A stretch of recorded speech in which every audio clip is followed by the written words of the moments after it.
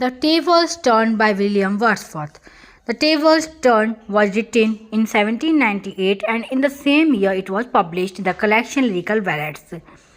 And it has 8 stanza, and every stanza has 4 lines. So there are total 32 lines in this poem, and its rhyme scheme is AB, AB, and its meter is iambic tetrameter, and it is a lyric poem didactic in tone, teaches a moral lesson.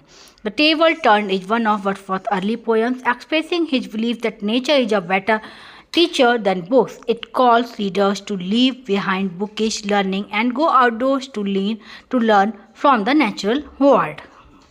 The poet tells his friend to quit his books and come out into the open air. He warns that too much reading and study can make one dull and tired. The world outside is bright and full of joy.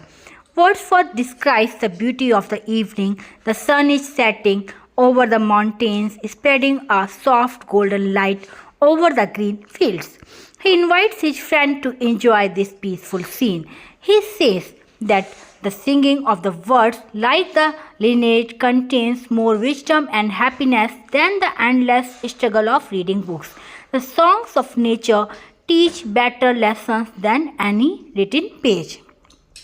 The poet calls the world a preacher and insists that nature herself can teach lessons more meaningful than those found in libraries. He encourages his friend to let nature be your teacher.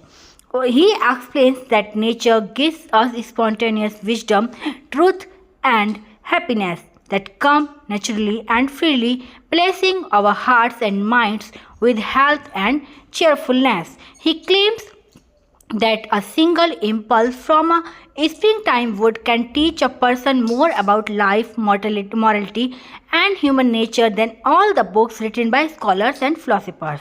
The poet criticized the human intellect for being too analytical. He says, when we dissect nature scientifically, we destroy its beauty.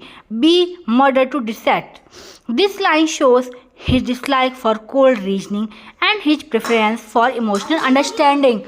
In the final stanza, Wordsworth says that science and art are not enough. He asks us to close our books and bring a receptive heart into the natural world, a heart that watches and receives.